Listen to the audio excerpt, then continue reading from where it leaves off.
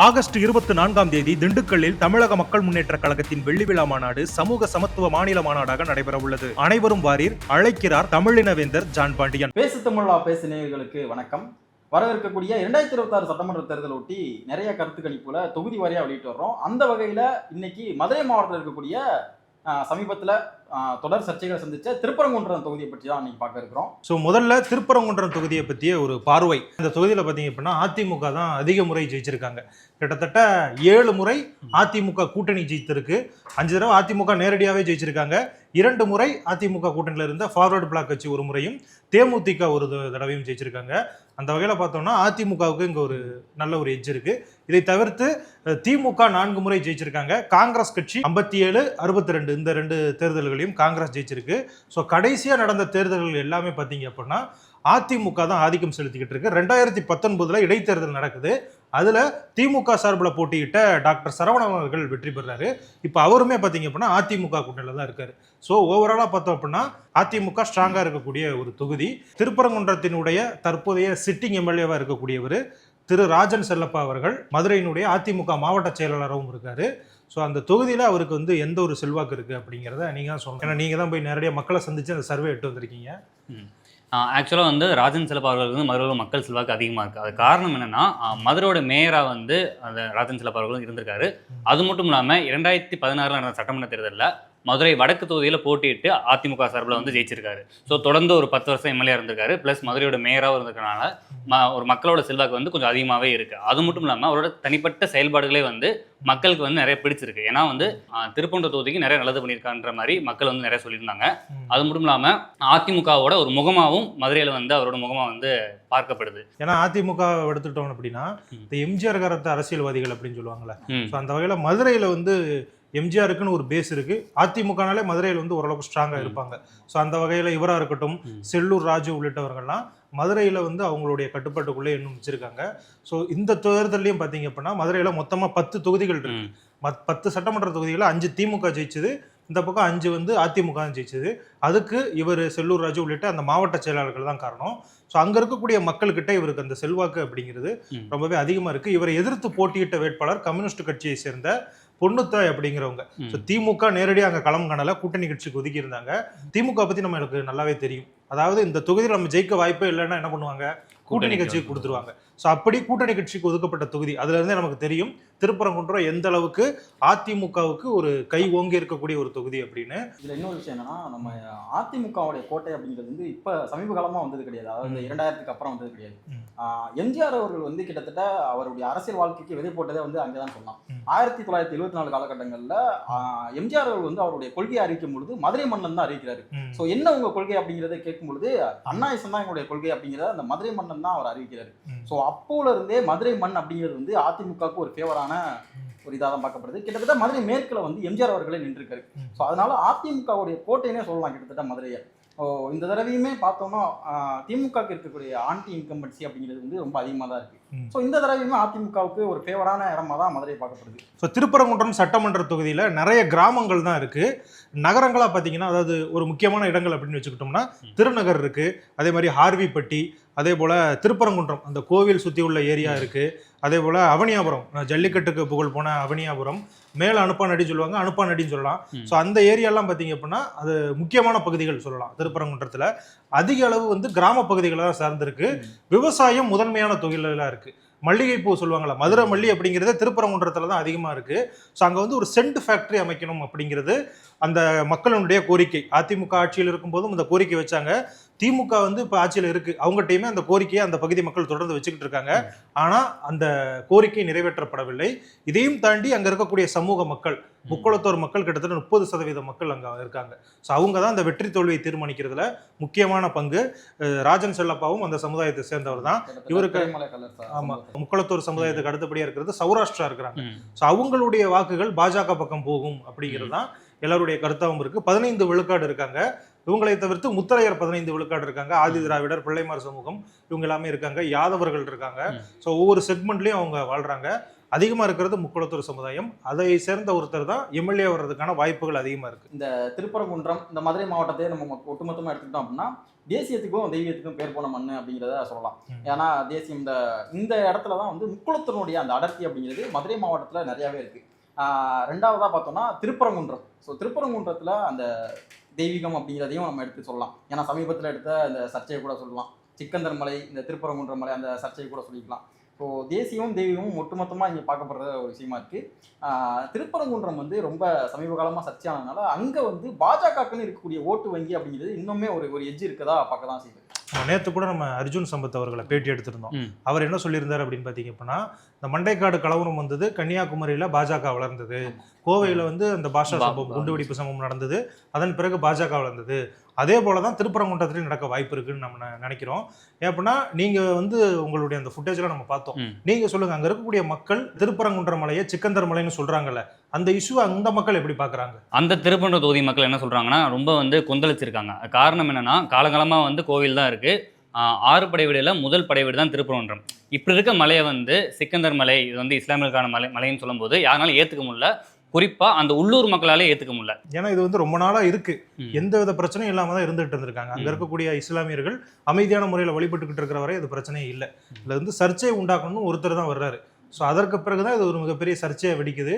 So இதற்கு வந்து அரசியல்வாதிகள் நவாஸ் கனியா இருக்கட்டும், இல்லை எஸ்டிபிஐ கட்சியா இருக்கட்டும், அவங்கெல்லாம் வந்து அங்கே வந்து அரசியல் பண்ணும்போது தான் இது வந்து இங்க இருக்கக்கூடிய இந்து மக்களுக்கு வந்து இது ஒரு எதிர்ப்பு உணர்வை உண்டாக்குது. அந்த ஃபேக்ட் வந்து அங்க இருக்கு. இதுல வந்து இந்த நவாஸ் கனி அப்படிங்கிறத தாண்டி எஸ்டிபிஐ தான் இந்த விவகாரத்தை வந்து ஃபர்ஸ்ட் கையில் எடுக்கிறாங்க அப்படின்னு நினைக்கிறேன். இந்த திருப்பரங்குன்றமா இல்லை சிக்கந்தர் மலையா அப்படிங்கிற ஒரு விஷயத்தை. ஸோ அப்போ அந்த பகுதி மக்கள் மத்தியில் என்ன எழுதுனா, வெளியிலேருந்து வந்த ஒரு ஆள் தான் இந்த பிரச்சனையை தூண்டி விடுறாங்க அப்படிங்கிறத அவங்க நல்லாவே புரிஞ்சுக்கிட்டாங்க. குறிப்பாக என்ன சொல்ல வர்றாங்க அப்படின்னா, எஸ்டிபிஐ தான் இதை தூண்டி விட்டாங்க அப்படிங்கிறத சொல்லாமல் சொல்கிறதே நம்ம நிறைய இடங்கள்ல பார்க்க முடியுது. ஸோ அப்போ அந்த ஃபேக்டர் அப்படிங்கிறது வந்து இன்னுமே அங்கே இருக்கு, அது ஒர்க் ஆகுது அப்படின்னு கூட நம்ம சொல்லலாம். இந்த பிரச்சனையை பொறுத்த வரைக்கும் ராஜன் செல்லப்பா அவர்களோட செயல்பாடுகள் எப்படின்னு கேட்கும்போது அந்த பொதுமக்கள் என்ன சொல்றாங்கன்னா, அவர் வந்து எதிர்கட்சியா இருக்காரு, அதனால வந்து இதில் வந்து அவரை வந்து விட மாட்டேங்கிறாங்க, ஏன்னா ஆளுங்கட்சி வந்து தடுத்துடுறாங்க, அவர் வந்து எதையும் முடிவெடுக்க விட மாட்டேங்கிறாங்கன்ற மாதிரியும் ஒரு புகார் வந்து மக்கள் சொல்லியிருந்தாங்க. ஓகே, நம்ம அந்த தொகுதி பற்றியும் அந்த சிட்டிங் எம்எல்ஏ யார் ஆப்போசிட் என்னங்க அதெல்லாம் பற்றி பார்த்துட்டோம். ஸோ நீங்கள் எடுத்த சர்வே முடிவுகள் என்னவா இருக்குது அப்படிங்கிறத பற்றி முதல்ல பார்த்துடலாம். எம்எல்ஏவாக ராஜன் செல்லப்பா அவர்களின் செயல்பாடு எப்படி இருக்கிறது அப்படிங்கிற கேள்விக்கு, ஒரு லோக்கல் நல்லா செயல்படுவார். அடிக்கடி தொகுதிக்கு வராரா? அதெல்லாம் வருவாங்க. நல்லா பார்க்குறாரு, நல்லா செய்கிறாரு. ஆனால் இப்போ அப்படி என்னன்னு தெரியல. வர்றாங்க, தொகுதியில் தான் ஆஃபீஸே போட்டிருக்காங்க, பக்கத்தில் தான் போட்டிருக்காங்க. ஆமாம், இல்லை அதெல்லாம் வர்றாங்க. ஆமாம், ஏன்னா மேலே வந்து திமுக இருக்கனால அவரால் செயல்பாடு கம்மியாக இருக்கு. அதெல்லாம் வேஸ்ட், அவர் பிரயோஜனமே இல்லை. வரது இல்லையா? வரது இல்லை. நல்லா இருக்கு. அடிக்கடி வராரா? வந்து குறையெல்லாம் கேட்குறாரா? நல்லா போயிட்டு அடிக்கடி வராரா தொகுதிக்கு? அதெல்லாம் ஓரளவுக்கு பரவாயில்ல, மாதிரி எதிர்கட்சியாக இருக்காரு, அவ்வளோதான் ஒரு செயல்பாடு. வர்றாரு வந்து பார்க்குறாரு, அதெல்லாம் எல்லாரும் பார்க்க தான் செய்கிறாங்க. இப்போ பார்த்ததில்ல, பார்த்துருக்காங்க கோயிலுக்கு வர்ற இப்பெல்லாம் பார்த்து அப்பப்போ வருவாப்புல, வந்து பாப்புல இங்கிட்டலாம் வந்து நல்ல இடம் நிறையா பண்ணியிருக்காப்புல. செயல்பாடுகள் அவர் 2 போட்டு ஜெயிச்சார், 2 ஜெயிச்சாரு, ஓரளவுக்கு பரவாயில்லாம இருக்க சொல்லலாம், ரொம்ப குறை சொல்ல முடியாது. எதிர்கட்சி எம்எல்ஏ, அதனால செயல்பாடுகள் எப்படி இருக்கு? அவருக்கு அழைப்பு கொடுக்குறவங்களுக்கு போறாரு, வராரு, அவ்வளோதான். வர்றாரு. மாதம் 2 டைம் வந்து எல்லாத்தையும் சுற்றி பார்த்து என்ன தேவைங்கிறது நிறைவேற்றலாம். சிறப்பாக இருக்கு. அடிக்கடி தொகுதிக்கெல்லாம் வராரா? மக்கள் வர்றாரு போறாரு. அவர் செயல்பாடு வந்து இன்னும் வரலே இல்லை. தொகுதி பக்கம் வரலையா? மக்கள் சந்திக்கிறது இல்லையா? சந்திக்கிட்டு மக்கள் பார்த்துருக்காரு, பேசிருக்காரு, அதெல்லாம் நல்லா பண்றாரு. அதெல்லாம் சந்திப்பாரு, நல்லா கிடக்கு. அவர் உள்ளூர்னால சந்திச்சு, வெளியூர்னால சிரமம். இப்போ உள்ளூர்னால அவர் வந்து பார்த்துருவாரு, மக்கள் போய் பார்ப்பாங்க. அதெல்லாம் வரமாட்டார், பார்த்ததில்ல.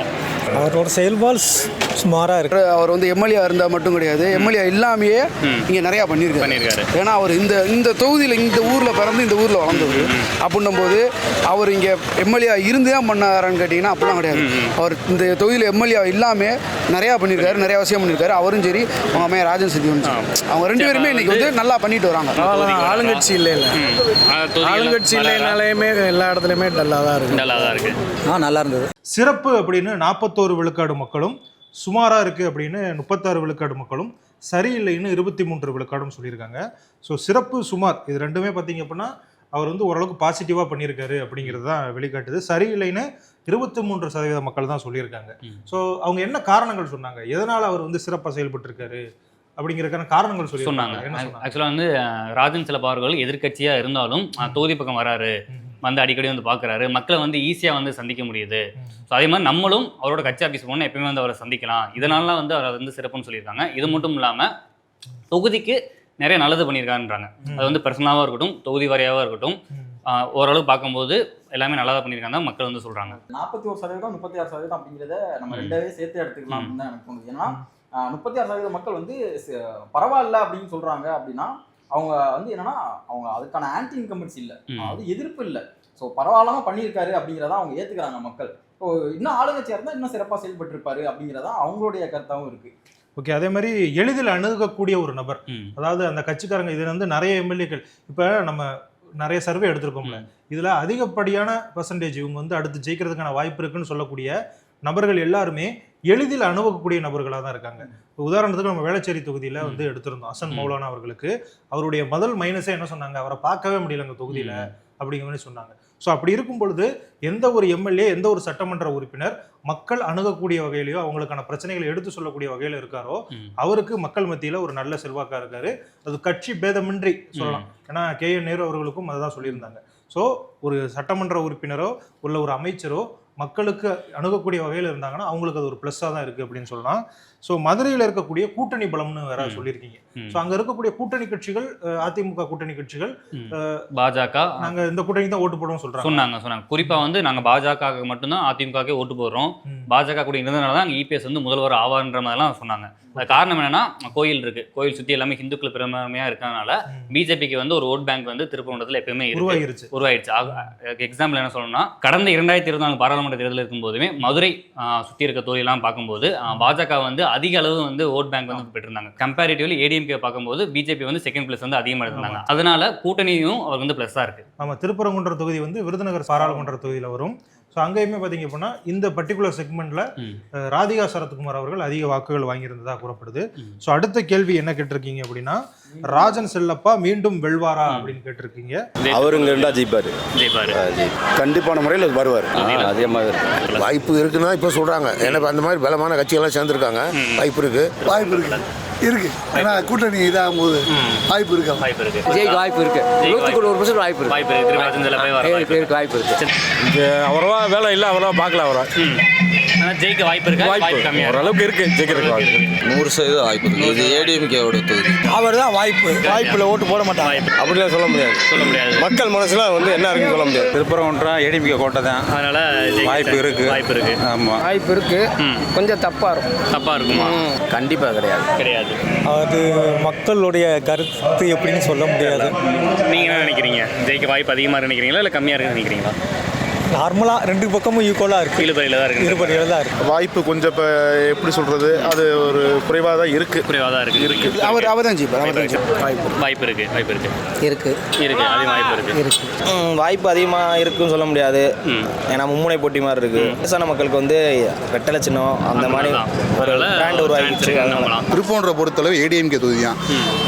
எம்ஜிஆர் ஆட்சி காலத்துலேருந்து இப்போ வரைக்கும் ADMK தான். எடப்பட்டில் 2 தடவை 1996 வந்து ராமச்சந்திரன் இருந்தார். அதுக்கப்புறம் இடைத்தேர்தலில் டாக்டர் சரவணன் வந்து TMK இப்போ ADMK இருக்காரு. DMK போய் ஜெயிச்சு வந்தாப்ல. அவ்வளோதான். இதுக்கு ஆம் அப்படின்னு 51% மக்கள், அதாவது பாதிக்கு மேல ஆம்னு சொல்லிட்டாங்க.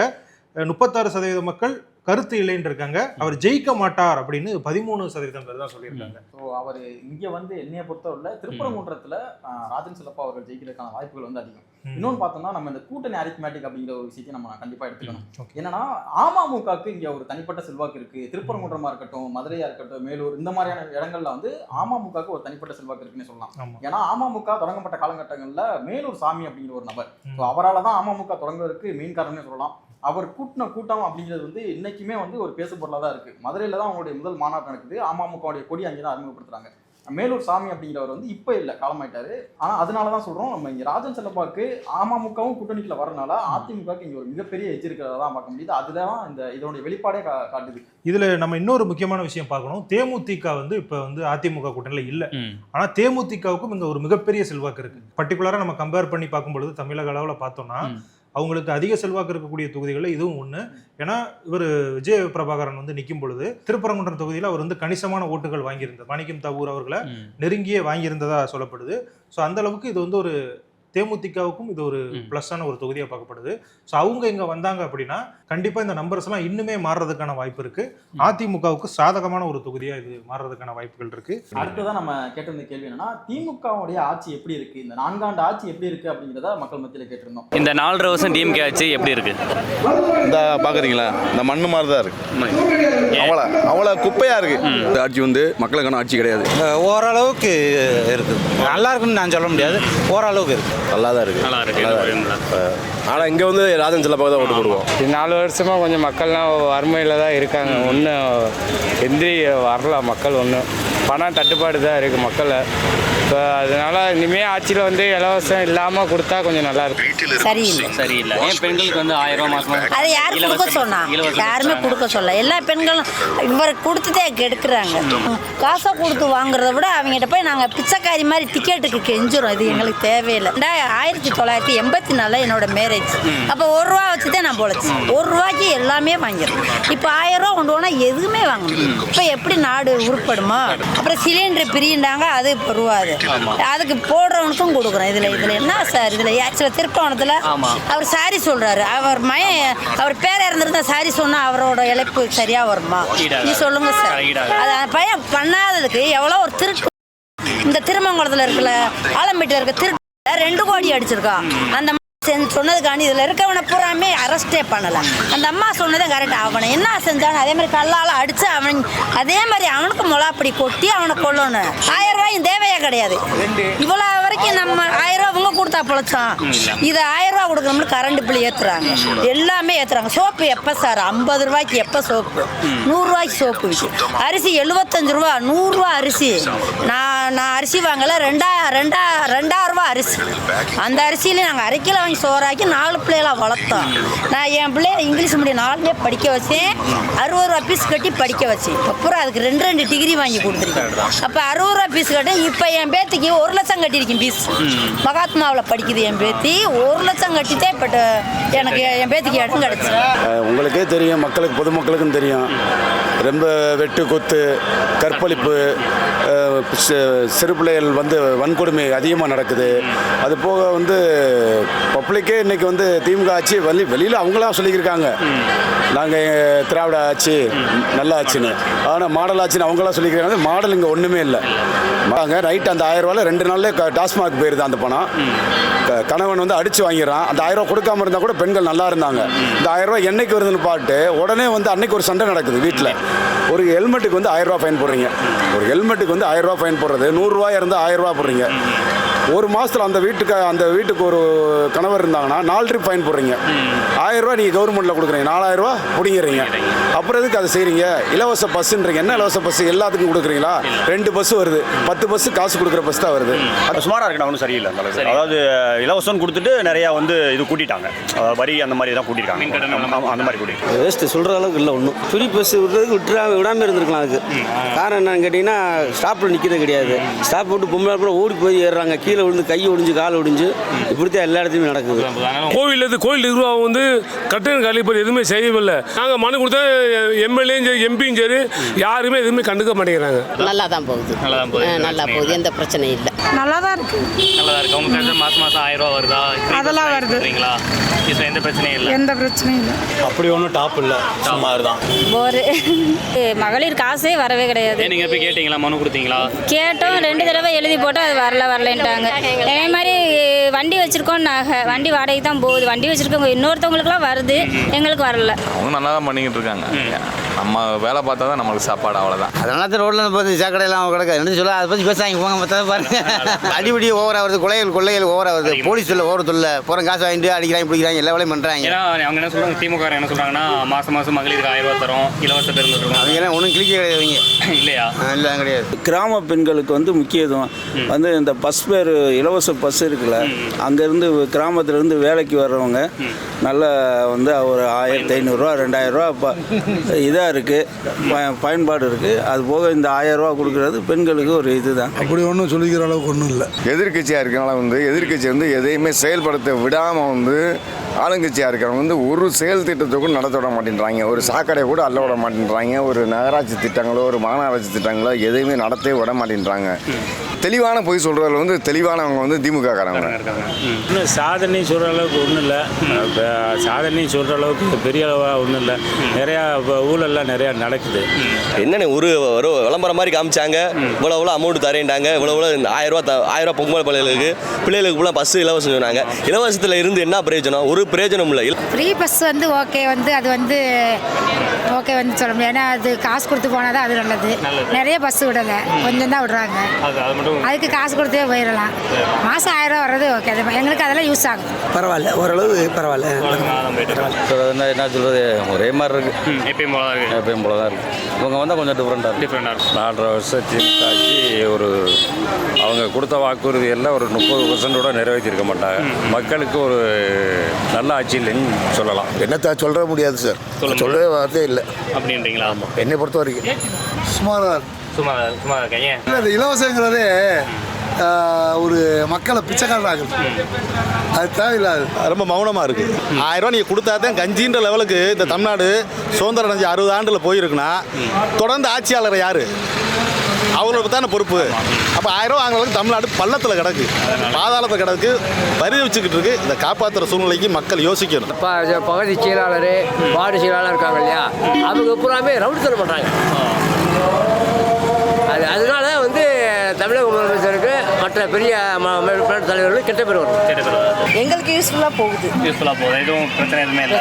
ஓரளவுக்கு பரவாயில்ல. அது அந்த அளவுக்கு ஒன்றும் திருப்தியாக இல்லை. உயர்வு, சொத்து உயர்வு எல்லாம் பயங்கர ரேட். அதனால எதிர்பார்த்து இந்த அம்மா என்னென்ன வச்சுருந்தாங்களோ அதை பூராமே எடுத்துட்டாங்க. உரிமை தொகை, மற்ற பட்டா மாறுதல், மற்றதுக்கெல்லாம் எளிமைப்படுத்தியிருக்கிறாங்க. திமுக ஆட்சி பரவாயில்லாமல் இருக்குது. ஐயோ, ஒன்றுமே தாங்கவே முடியல. விலைவாசி எல்லாம் அவங்க சிறப்பாக தான் பண்ணுறாங்க. அதெல்லாம் ஒன்றும் மாற்றமே இல்லை. 4 வருஷம் திமுக ஆட்சியில் வந்து சிலது நல்லது செஞ்சுருக்காங்க, சிலது கெட்டது நடந்திருக்கு. கேள்விக்குறியாக தானே இருக்குது. பூரா குறைபாடாக தான் இருக்குது. அவங்க பண்ணுறாங்க, ஊடால இருக்கிறது தானே அது பண்ணுறாங்க. நடுவில் இருக்குதான் இந்த சில கட்சி, இந்த பெரிய இதெல்லாம் இருக்காங்க, வட்டச்செயலாளர் செயலாளர்லாம் அவங்க சரியான போக்குக்கு போக மாட்டாங்க. திமுக வேஸ்ட்டு. இந்த ஆட்சி வந்து சரியாக இல்லை. 4 வருஷம் திமுக ஆட்சி அது ஆட்சியே இல்லைன்னு தான் சொல்ல முடியும். அடிப்படை கல்விக்கு எதுவும் பண்ணலை. அவங்க பொதுமக்களுக்கு வந்துட்டு அத்தியாவசிய தேவையான எதுவுமே அவங்க பண்ணலை. ஓரளவுக்கு நல்லா தான் இருக்குது, எதுவும் குறை சொல்கிற அளவுக்கு ஒன்றும் இல்லை. சிறப்பாக போகுன்னு சொல்ல முடியாது, சொல்கிற மாதிரி இல்லை. 4.5 வருஷம் திமுக ஆட்சி நாசமாக போன ஆட்சி. 4.5 வருஷம் ஆட்சியில் பெண்களுக்கு சீண்டலும் இதுவும் இல்லாத ஒரு நாள் கூட கிடையவே கிடையாது. இலவசம்லாம் யாருக்குமே தேவையில்லை. திமுக ஆட்சி நல்லா இருக்குது, ஆனால் சில இது வந்து சுமாராக இருக்குது. 4 வருஷம் திமுக ஆட்சி வந்து இருக்கிறதுலே ரொம்ப கேவலமான ஆட்சி. அதுக்கு மக்கள் கொடுத்த பதில் அப்படி என்னன்னு பார்த்தோம்னா, சரியில்லை அப்படிங்கிறது 56% மக்களும், பரவாயில்லை அப்படிங்கிறது வந்து 29% மக்களும், சிறப்பாக இருக்குது அப்படிங்கிறது 15% மக்களும் கொடுத்துருக்காங்க. ஸோ சரியில்லை அப்படிங்கிறது வந்து கிட்டத்தட்ட ஒரு 50 தாண்டிருச்சு அப்படிங்கிறப்பயே தெரியுது ஆட்சி மேலே மக்களுக்கு எந்த அளவுக்கான அதிருப்தி இருக்குது அப்படிங்கிறத அதுவே வெளிப்படுத்திருக்கு. திமுகவுக்கு இங்கே என்ன ஒரு சாதகமான ஒரு சூழலாக பேசப்படுது அப்படின்னா, இந்த மகளிர் உரிமை தொகை அப்படிங்கிறத வந்து இந்த கிரவுண்ட் லெவலில் கொண்டு போய் சேர்த்துருக்காங்க திமுக. ஸோ நம்ம இதையும் அதை சொல்லி தான் ஆகணும். நம்ம என்னதான் ப்ளஸ் மைனஸ் எதாக இருந்தாலும் நம்ம கண்டிப்பாக வெளிப்படையாக சொல்கிறதா, ஏன்னா என்ன இருக்கோ அதை அப்படியே சொல்கிறோம். ஸோ மகளிர் உரிமை தொகை அப்படிங்கிறது வந்து நல்லாவே ஒர்க் அவுட் ஆயிருக்கு. ரெண்டாவது, இந்த 1000 ரூபாய் அப்படிங்கிறது வந்து மக்கள் மத்தியில் ஓரளவுக்கு எடுபட்டுருக்கு. ஸோ இந்த மிடில் கிளாஸாக இருக்கக்கூடிய மக்கள்லாம் ஓகே 1000 ரூபாய் கொடுக்குறாங்கல்ல, யாருமே கொடுக்காத பண்ணியிருக்காங்க இந்த 4 வருடங்களில் அப்படிங்கிற ஒரு விஷயமே இங்கே ஒர்க் அவுட் ஆயிருக்கு. ரெண்டாவதா என்னன்னா, அவங்களுக்கு அந்த எதிர்ப்பாக என்ன பேசப்படுது அப்படின்னா, அதே மகளிர் உரிமை தொகை தான் அவங்களுக்கு மைனஸாகவும் பார்க்கப்படுது. நிறைய பேருக்கு, ஒரு சில பேருக்கு கொடுத்துட்டு ஒரு சில பேருக்கு கொடுக்காத நம்ம இங்கேயே பார்த்தோம். கிட்டத்தட்ட துணை முதலமைச்சருடைய தொகுதியான சேப்பாக் தொகுதியில் பார்த்தோம், நிறைய மக்கள் போயிட்டு முற்றுகையிட்டாங்க. எங்களுக்கு வரல, நீங்கள் ஆள் பார்த்து கொடுக்குறீங்க அப்படிங்கிற மாதிரியான விஷயங்கள். ஸோ அதுவே அவங்களுக்கு மைனஸாகவும் மாறி இருக்கு. ரெண்டாவதாக மகளிர் உரிமை தொகை கொடுத்துட்டு நாங்கள் தான் 1000 ரூபாய் கொடுத்துருக்கோம்ல, ஓசி பஸ்ஸில் கொடுத்துருக்கோம்ல, இந்த மாதிரியான விஷயங்கள்லாம் அவங்களுக்கு நிறைய மைனஸாக நிறைய இடங்கள்ல பேசப்பட்டுக்கிட்டு இருக்கு. அடுத்ததாக பார்த்தோம்னா, மதுரை வந்து நம்ம அந்த கோவில் நகரம், தூங்கா நகரம் இப்படிலாம் பேசப்படும். ஸோ கோவில் நிர்வாகத்தையும் இவங்க வந்து சரிவர செய்யலை அப்படிங்கிற ஒரு அதிருப்தி வெளிப்பாடு நிறைய பக்தர்கள் மத்தியிலும் சரி, கோவிலுக்கு வரக்கூடிய நிறைய இந்த நடுத்தர மக்கள், நிறைய மக்கள் மத்தியில் இது வந்து ஒரு அதிருப்தியாகவே பார்க்கப்படுது. கோவில் நிர்வாகத்தை இன்னுமே இவங்க சரிவர பண்ணலை அப்படிங்கிற ஒரு விஷயத்த நிறைய பேர் சொல்லி அறநிலைத்துறையின் செயல்பாடுன்னு சொல்லலாம். அடுத்ததா மெயினாக பேசக்கூடிய ஒரு விஷயம் என்னன்னா, தமிழகத்தில் சட்ட ஒழுங்கு சரியில்லை அப்படிங்கிற ஒரு விஷயத்தை நிறைய மக்கள் குறிப்பிட்டிருக்காங்க. அதனுடைய வெளிப்பாடு தான் இந்த 51% அப்படிங்கிறத நினைக்கிறேன். சட்ட ஒழுங்கு சரியில்லை, பெண்களுக்கு பாதுகாப்பு இல்லை அப்படிங்கிற ஒரு விஷயத்த வந்து நம்ம எல்லா தொகுதியிலுமே கிட்டத்தட்ட நம்ம ஒரு 10 தொகுதி கிட்ட எடுத்து முடிச்சிருக்கோம். அந்த எல்லா தொகுதியிலுமே மக்கள் சொல்லக்கூடிய மெயின் பிரச்சனை எதை பார்க்குறாங்கன்னா, சட்ட ஒழுங்கு சரியில்லை, இங்க வந்து கடன் நடத்த முடியல, இந்த மாதிரியான விஷயங்கள்ல எல்லா மக்களுமே எடுத்து வைக்கிறாங்க. மதுரை சைடு கூட பாத்தீங்கன்னா நிறைய கொலைகள் நடந்ததா நம்ம செய்திகள்லாம் பார்த்தோம். ஸோ அது எல்லாமே இதுக்கு ஒரு காரணமாக இருக்கும். கிரேட் எக்ஸாம்பிள் என்னன்னு பார்த்தீங்கன்னா, மதுரை மாவட்ட பக்கத்தில் இருக்கிற சிவகங்கை மாவட்டத்தில் கூட அஜித் குமார் வந்து நிகழ்வு தான் அங்கே வந்து பெரிய தாக்கத்தை வந்து ஏற்படுத்தியிருக்கு. அது வரக்கூடிய தேர்தலில் பிரதிபலிக்குமா அப்படிங்கிறது தெரியல. ஏன்னா மக்கள் வந்து கூடிய சீக்கிரம் மறந்துடக்கூடிய ஆள்கள். ஸோ அதனால அது பிரதிபலிக்குமா தெரியல. ஆனால் அந்த ஆட்சி மீதான அந்த அதிருப்தி கண்டிப்பாக இருக்கும். இந்த சட்ட ஒழுங்கு, பெண்கள் பாதுகாப்பு அப்படின்னு சிறப்புன்னு 15% பேர் சொல்லியிருக்காங்க. ஸோ அதுக்கான காரணமாக அவங்க ஏதாவது சொன்னாங்க? அது இலவச பேருந்து தான். ஏன்னா திருப்பூர் வந்து கிராமங்கள் அதிகமாக இருக்கக்கூடிய ஒரு சட்டமன்ற தொகுதி தான் திருப்பூர் சட்டமன்ற தொகுதி. நிறைய பேர் கிராமங்கள்லேருந்து திருப்பூர்ன்றதுக்கு வேலைக்கு வராங்க. ஸோ அப்படி வரும்போது நிறைய மகளிர் வந்து அந்த இலவச பேருந்து யூஸ் பண்ணுறதுனால அவங்களுக்கு வந்து ப்ளஸ்ஸாக வந்து பார்க்கப்படுது. இது ஒரு ரீசனாக சொல்லியிருந்தாங்க. ப்ளஸ் இல்லாமல் கட்சிக்காரங்க இருக்காங்கல்ல, சில பேர் கட்சிக்காரங்களே வந்து திமுகவுக்கு சாதகமாக வந்து பேசுகிறாங்க. அதையும் வந்து நம்ம அது அவங்களும் கேட்டுதான் ஆகணும். ஸோ அவங்களோட பதிவும் சேர்த்து தான் வந்து இந்த 15 இருக்கு. பரவாயில்லைன்னு 29% சொல்லியிருக்காங்க. இஷ்டான மக்களாக இருக்கிறதுக்கான வாய்ப்பு இருக்கு. ஏன்னா சில மக்கள் என்னன்னா பேச தயங்குவாங்க. ஆட்சி மேலே நம்ம சொல்லிட்டோம்னா எங்க நம்ம கடன் நடத்துறோம், நம்மளுடைய நிர்வாகம் பாதிச்சிருமோ, நம்மளுடைய பிசினஸ் பாதிச்சிருமோ அப்படிங்கிறக்காக பரவாயில்லப்பா அப்படிங்கிற மாதிரியான ஒரு விஷயத்த சொல்லிட்டு கடந்து போயிடுவாங்க. ஸோ நிறைய மக்கள் வந்து அதுதான் நினைப்பாங்க. எதுக்கு நம்ம சொல்லிட்டு வீணா வம்பள மாட்டிக்கணும், லோக்கல்ல உள்ள கட்சிக்காரன் வந்து நம்மளை கேள்வி கேட்பான், அதனால பரவாயில்ல. ஏன்னா நல்லா இருந்துச்சுன்னா ஒரு மக்கள் என்ன சொல்லுவாங்க, சிறப்புன்னு சொல்லி முடிச்சுருவாங்க. அதனால பரவாயில்ல அப்படிங்கிறத நம்ம கணக்குல எடுக்கணுமான்னு தெரியல. அடுத்ததான் நம்ம கடைசியா என்ன கேள்வி கேட்டிருந்தோம் அப்படின்னா, 2026ல யார் முதல்வரா வந்தா நல்லா இருக்கும் அப்படிங்கிறத கேட்டிருந்தோம். எடப்பாடி பழனிசாமி தான் சிஎம். அவருக்கு வந்து திமுக வர வாய்ப்பு இல்லை, ஸ்டாலின் தான் வருவார். எடப்பாடி வரக்கு வாய்ப்புகள் இருக்கு. எடப்பாடி வந்தா நல்லா இருக்கும். 2000 எடப்பாடியார் தான் கூட்டணினா எடப்பாடியார் தான். மீண்டும் ஸ்டாலினே வர வாய்ப்பு. எடப்பாடியார் தான் கண்டிப்பாக வரும். பிஜேபி கூட்டணி தான் வரும். எடப்பாடியாரோ இல்லை வந்து பிஜேபி தலைமையிலோ கூட்டணி அமைச்சு யாராக இருந்தாலும் ஏற்றுக்கிறதுக்கு மக்கள் ரெடியாக இருக்காங்க. தமிழ்நாட்டுக்கு வந்து பிஜேபி கூட்டணியில் இருக்கவரே வருவார். விஜய் வருவாருனே, உங்களுக்கு தெரிஞ்சு விஜய் தானே வருவார். ஐயா ஸ்டாலின் ஐயா தான் வரும். 2027 அதிமுகனா எடப்பாடி பழனிசாமி தான் சிஎம் வர முடியும். எடப்பாடி வரும். நிச்சயம் ஒரு மாறுதல் இருக்கு. பார்க்கும்போது எடப்பாடி பழனிசாமி வர்றது மாதிரி வாய்ப்பு இருக்கிற மாதிரி தெரியுது. நாங்க ஸ்டாலினை தான் எதிர்பார்க்கிறோம். ஸ்டாலின் தான் வரணும்னு சொல்லி என்னோட கணக்கு. எடப்பாடி தான் வருவார். எங்களுடைய வாக்கு இரட்டை இலட்சணத்துக்கு தான். கலந்து நின்றாலும் இன்னைக்கு ஜெயிக்கும் காசை கொடுக்குறாங்க. இன்னும் முடியே எடுக்கல. சிஎம்மா விஜய் தான் நினைக்கிறான். ஸ்டாலின் எல்லாரும் இவர் எடப்பாடி திமுக தான் வரும். எடப்பாடிக்கு கொஞ்சம் வாய்ப்புகள் அதிகமாக இருக்கு. இந்தாட்டி ஒரு புது சிஎம் தான் நாங்கள் எதிர்பார்க்கிறோம். மோடி யாரை கை கட்டுறாங்களோ அவங்க தான் வந்து முதல்வராக வருவாங்க. புதுசாக யாருக்கிட்டையும் கொடுத்தாங்களோ அவங்க நிர்வாக திறமை கரெக்டாக இந்த அளவுக்கு நம்ம எதிர்பார்க்குற அளவுக்கு அவங்களுக்கு இருக்குமான்னு தெரியாது. இப்போ விஜயே வராருன்னு வச்சுக்கோங்களேன், 5 வருஷம் அவங்களுடைய ஏடிஎம்கேக்கு வாய்ப்பு இருக்குண்ணே. எடப்பாடி இபிஎஸ் சார் நல்லா பண்ணிட்டு இருக்காங்க. இப்போ இருக்கிற திமுக வந்துச்சுன்னா நாசமாக தான் போகணும். அதற்கு வந்து எடப்பாடி பழனிசாமி அவர்கள் வந்து வந்தா நல்லா இருக்கும் அப்படின்னு 39% மக்கள் சொல்லியிருக்காங்க. திரும்ப ஸ்டாலினே வந்தா நல்லா இருக்கும் அப்படிங்கிறத 29% மக்கள் சொல்லியிருக்காங்க. இன்னொரு மெயின் ஃபேக்டர் என்ன பார்க்கணும் அப்படின்னா, விஜய் தாவேகா தலைவராக இருக்கக்கூடிய விஜய் அவர்கள் வந்தா நல்லா இருக்கும்னு ஒரு 19% மக்கள் வந்து சொல்லியிருக்காங்க. யார் வந்தா எனக்கு என்ன அப்படிங்கிற மாதிரி ஒரு 7% மக்கள் சொல்றாங்க. ஸோ இது வந்து எப்பவுமே இருக்கக்கூடிய ஒரு செட் ஆஃப் பீப்புள் தான். ஆமா, மாற்றத்தை நோக்கி இருக்கிறோம் அப்படிங்கிற மாதிரி. இன்னொன்று நோட்டா போட்டவங்களும் இதில் தான் வந்து இருக்காங்க. ஆனா அந்த மக்கள் தான் வந்து யார் ஆட்சிக்கு வரணும் வரக்கூடாது அப்படிங்கிற ஒரு தீர்மானிக்கிற ஒரு சக்தியா அந்த 7%, அந்த 5% மக்கள் தான் எப்பவுமே இருப்பாங்க. எல்லா காலகட்டங்களிலுமே அந்த அந்த அந்த செக்டார் மக்கள் மட்டும்தான் தீர்மானிக்கிறாங்க.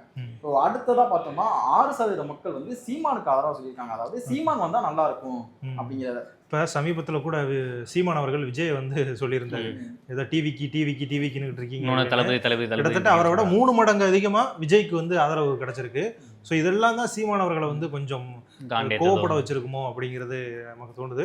இதில் முக்கியமான விஷயம் என்னன்னா, மற்ற தொகுதிகள் நம்ம பார்த்தோம்ல, அதில் வந்து ஸ்டாலின் அவர்களுக்கும் எடப்பாடி அவர்களுக்கும் இருக்கக்கூடிய கேப்பை விட இங்கே வந்து ஒரு 10% அதிகமாக இருக்கிறதா நம்ம பார்க்குறோம். ஸோ கண்டிப்பாக இது வந்து அதுக்கான காரணமாக வந்து பாஜக அதிமுக கூட்டணி தான் வந்து அந்த மக்கள் வந்து அதிகமாக சொல்லியிருந்தாங்க. ஆமாம், இது வந்து ஒரு முத்தரையர் கட்சி கூட அவங்க கூட கூட்டணியில் இருக்குது. இங்கே வந்து 15% முத்தரையர் இருக்கான்னு சொல்கிறோம்ல. ஸோ அவங்களுமே திமுக மேலே கோபமாக இருக்காங்க. அதிமுகவுக்கு அந்த வாக்குகளும் வர்றதுக்கான வாய்ப்புகள் அதிகமாக இருக்குது.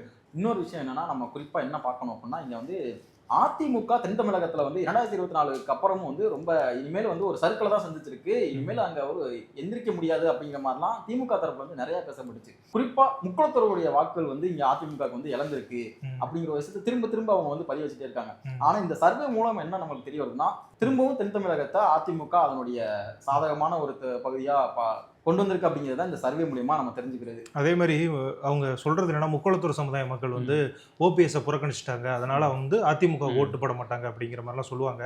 ஆனால் அப்படி கிடையாது. ஏன்னா அந்த சமுதாயத்தில் நிறைய தலைவர்கள் இருக்காங்க. நம்ம சொன்ன மாதிரி ராஜன் செல்லப்பாவாக இருக்கட்டும், செல்லூர் ராஜுவாக இருக்கட்டும், ஆர்பி உதயகுமார், இவங்க எல்லாமே இந்த சரௌண்டிங்கை சேர்ந்தவங்க. அவங்களுக்கும் பார்த்தீங்க அப்படின்னா மக்கள் மத்தியில் ஒரு நல்ல செல்வாக்கு இருக்குது அப்படிங்கிறதான் இந்த மாதிரியான சர்வேக்கள் மூலமாக நமக்கு தெரிய வருது. நாடாளுமன்ற தேர்தலுக்கும் சட்டமன்ற தேர்தலுக்கும் எப்போவுமே ஒரு மிகப்பெரிய வித்தியாசம் இருக்கும். ஏன் அப்படின்னா 10 வருஷம் கழிச்சு அதிமுக 75 தொகுதிகளில் அந்த கூட்டணியோட ஜெயிக்கும் அப்படின்னு யாருமே எதிர்பார்த்திருக்க மாட்டாங்க. நிறைய கருத்து கணிப்புகள் என்ன சொன்னாங்கன்னா 10 தொகுதியில கூட அதிமுக ஜெயிக்காது அப்படின்னு 2021 தேர்தலில் கருத்து கணிப்பெல்லாம் வெளியிட்டு இருந்தாங்க. ஆனால் 75 தொகுதிகளை ஜெயிக்கிறது அப்படிங்கிறது ஒரு மிகப்பெரிய விஷயம். ஸோ அப்போவே அப்படி இருந்துச்சு அப்படின்னா கண்டிப்பாக இந்த சட்டமன்ற தொகுதியிலையும் அது வந்து மிகப்பெரிய அளவில் மாற்றத்தை ஏற்படுறதுக்கான வாய்ப்பு இருக்குது. அதில் முக்கியமாக திருப்பரங்குன்ற தொகுதியை மீண்டுமே அதிமுகவோ இல்லை அதிமுக கூட்டணியோ தக்க வைத்துக் கொள்வதற்கான வாய்ப்புகள் மிகப்பெரிய அளவில் இருக்குது. இந்த தொகுதியை அதிமுக தக்க வைத்துக் கொள்ளும் அப்படின்னு நம்ம சொல்லிட்டோம். ஆனால் இந்த 19 விழுக்காடு இருக்குல்ல, அது வந்து எப்படி? ஏன்னா நம்ம வந்து பல்வேறு தரப்பு மக்களும் எல்லாருமே ஆதரவு கொடுக்குறாங்களா, இல்லை ஒரு குறிப்பிட்ட சாரார் மட்டும் விஜய்க்கு ஆதரவு சொல்றாங்க? குறிப்பா வந்து இளைஞர்கள் எல்லாருமே ஒரு மாற்றம் வேணும் எதிர்பார்க்குற இளைஞர்கள் எல்லாருமே நான் வந்து விஜய்க்கு போறேன்னாங்க. எடுத்தீங்களா? சிறுவர்கள் கிட்ட இளைஞர்கள் தான் ஓட்டு கேட்டேன், ஓட்டு போட ஓட்டடி கார்டு இருக்கான்னு கேட்டு தான் எடுத்தேன். அப்போ எடுக்கும்போது அவங்க சொன்னாங்க, அவங்க என்ன சொல்றாங்கன்னா, நான் விஜய் ஃபேன்லாம் கிடையாது, ஆனா எனக்கு ஒரு மாற்றம் வேணும், இங்க 2 பேருமே எனக்கு வேணாம், எனக்கு வந்து புதுசா வேணும், அதனால நான் விஜய்க்கு ஓட்டு போடுவேன்னு சொல்றாங்க. அதே மாதிரி நிறைய பெண்மணிகளும் நம்ம நினைப்போம், சரி இளைஞர்கள் ஒரு வயசு பொண்ணுங்கன்னா ஓகே விஜய் ஃபேனுக்கு போடலாம்னு சொல்லலாம். நிறைய பெண்மணிகளுமே நான் விஜய்க்கு போடுறேன், காரணம் எனக்கு ஒரு மாற்றம் வேணும், எங்களுக்கு 2 பேருமே வேணாம், எங்களுக்கு சலிச்சிருச்சு, எனக்கு போதும், அதனால விஜய்க்கு போடுறேன்ற மாதிரி நிறைய கருத்துக்கள் சொல்லியிருந்தாங்க. அதோட கருத்துக்களோட வெளிப்பாடு தான் இந்த 19%. ஏன்னா அதை குறி வச்சு தான் விஜய் அவர்கள் இன்னைக்கு மாநாடு கூட நடந்துகிட்டு இருக்கு. அதை பத்தி நம்ம தனியா வீடியோல பார்த்துருவோம். ஆனா இந்த கருத்து கணிப்பை பொறுத்த மத்தியில பாத்தீங்க அப்படின்னா கண்டிப்பா விஜய் அவர்கள் ஒரு முக்கியமான சக்தியா இருப்பாரு 2026 தேர்தலில் அப்படிங்கிறது நமக்கு தெரிய வருது. இன்னொன்று பார்க்கும்போது என்னன்னா, இந்த 19% யாரோட வாக்குகள் பிரிக்கும்னா குறிப்பா திமுகவோட வாக்குகள் தான் பிரிக்கும். ஏன்னா ரொம்ப ஆன்டி ஹியூமனிட்டி அதிகமாகி போனதுனால தான் நாங்கள் விஜய்க்கு ஓட்டு போறேன்னு சொல்றாங்க. ஸோ இது இந்த விஜயோட ஓட்டுமே அதிமுக எந்த அளவுக்கும் பாதிக்காதுன்னு நான் நினைக்கிறேன். அதே மாதிரி நீங்க சொல்லியிருந்தீங்களா விஜய் அவர்கள் எந்த அளவுக்கு மாற்றத்தை ஏற்படுத்துவார் அப்படிங்கிறத. ஸோ அது எல்லாமே தேர்தல் தான் முடிவு பண்ணணும். ஏன்னா யாருக்கு யாருடைய வாக்குகளை பிரிக்கிறது? திமுக வாக்காக இருக்கலாம், அதிமுகவாக இருக்கலாம், பாஜகவாக இருக்கலாம், ஏன் காங்கிரஸ் வாக்காக கூட இருக்கலாம். ஸோ அது எல்லாமே தேர்தலின் போது தான் தெரிய வரும். ஸோ அதே போல் இதை பார்த்து கொண்டிருக்கக்கூடிய மக்கள் இந்த கருத்து கணிப்புகளை பற்றி நீங்கள் என்ன நினைக்கிறீங்க? 2026 தமிழக முதல்வராக யார் வருவதற்கான வாய்ப்புகள் இருக்குது அப்படிங்கிறதையும் கமெண்ட்டில் சொல்லுங்கள். நன்றி.